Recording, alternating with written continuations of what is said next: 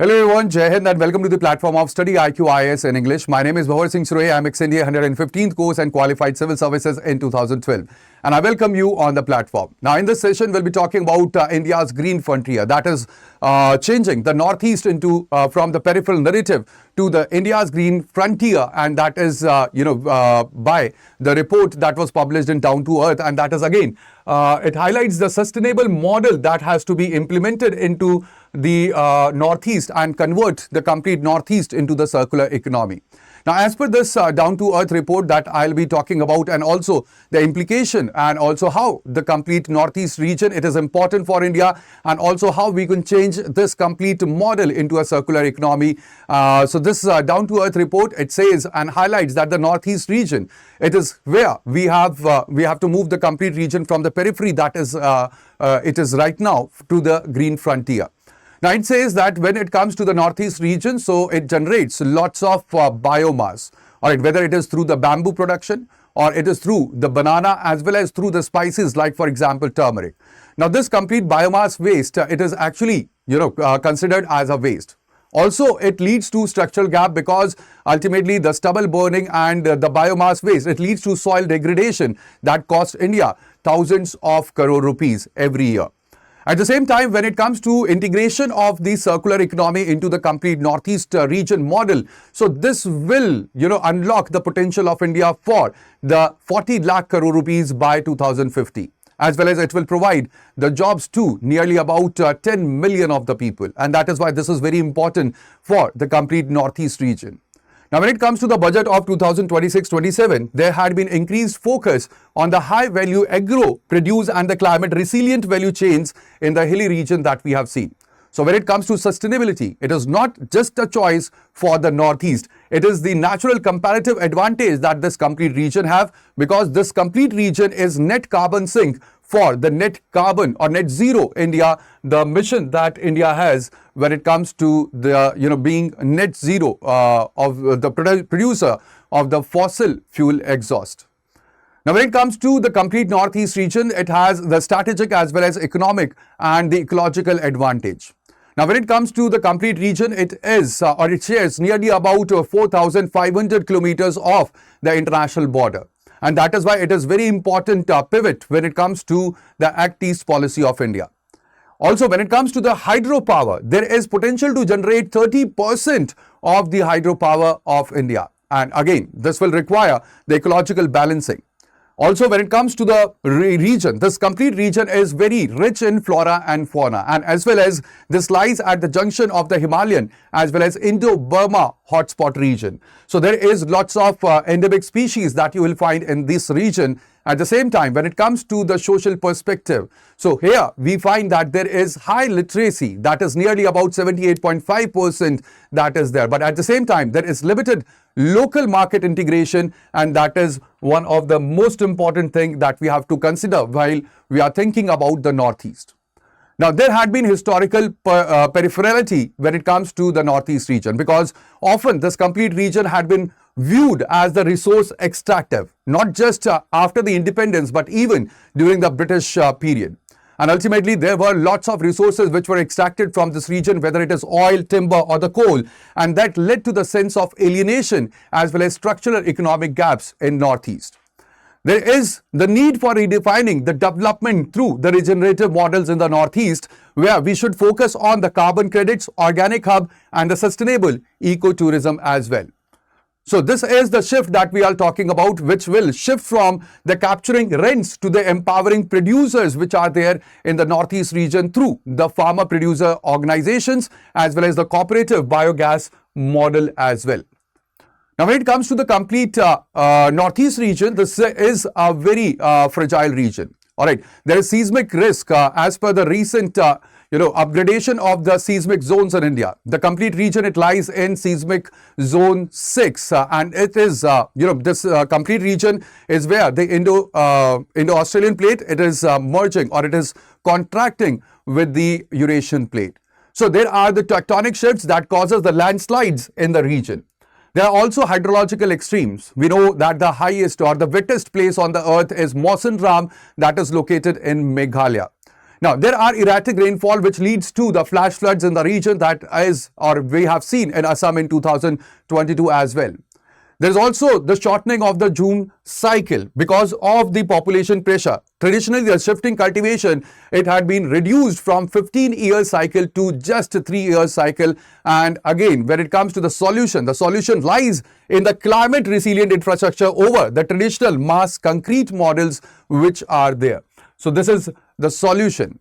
Now, when it comes to the complete region of the Northeast, so there is the cultural asset that they have the TEK, or what we call as the traditional ecological knowledge as well. Now, when it comes to the engineering aspect, we have seen that there are living root bridges in Meghalaya. Now, this is where we have found that there is bioengineering that grows stronger with time, and also these root bridges, they withstand the flood as well. All right, there are sacred groves as well. The community protected virgin forest which acts as the gene banks for the rare medicinal flora which is in the region. And also there is Apatani model which had been, which have found a place in the global reference as well. Now, when it comes to Apatani tribe, which is of Arunachal Pradesh, they integrate the wet rice and pisciculture. That is, they grow the rice as well as they rear the fishes in the same, farmland. So this is, high ecological efficiency that they are, moving ahead with the Apatani model of the cultivation. And again, this has found its place in the global reference even. So there is the advantage that these the complete Northeast region has.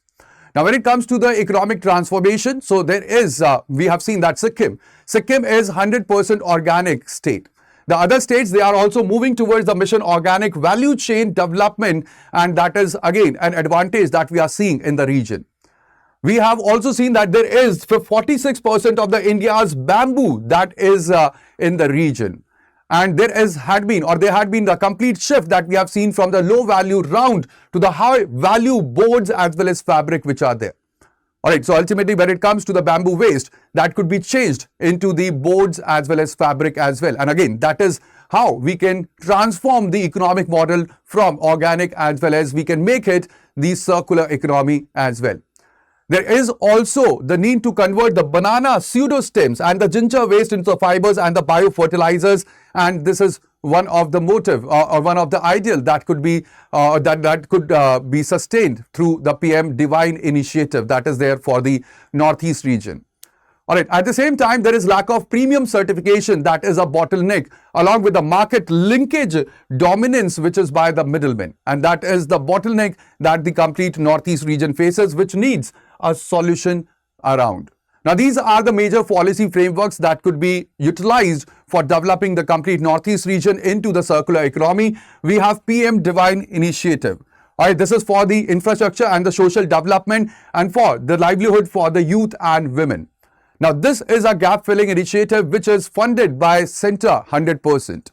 At the same time, we have NESIDS, or the Special Infrastructure Program for the Northeast, which focuses upon water, connectivity as well as power. And here, this could be utilized for enhancing the tourism as well as export logistics into the region.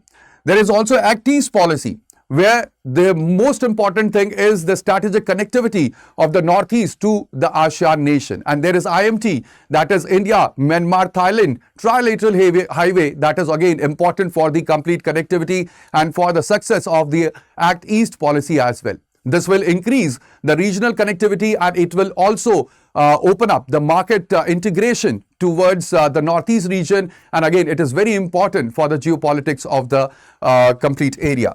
All right, there is Mission Organic as well, which is for the end-to-end support for the organic value chain. And again, here, this is very important for the green growth as well as the agriculture export from the region.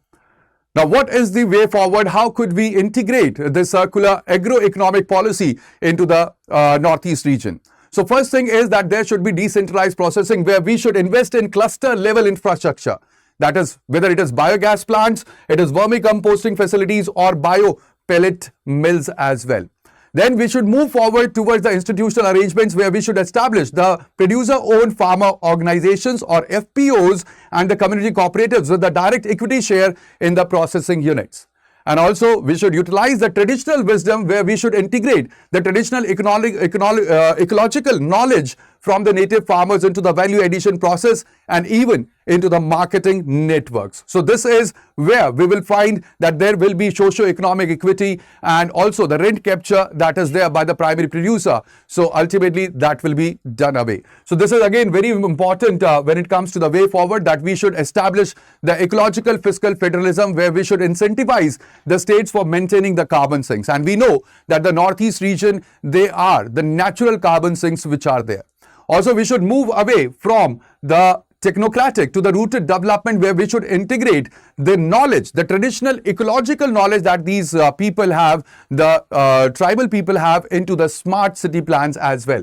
We should also create a single Northeast region market where we should facilitate the direct trade between the farmer-producer organizations and the ASEAN market, and we should invest in the climate-proofing infrastructure as well, where we should use bioengineering for the slope stability so that there are no landslides and even the risk that the complete region have or the fragility of the region, it could be minimized. All right, so these are the things that we can move forward and ultimately we can implement, and we can change the complete Northeast region through the circular economy framework.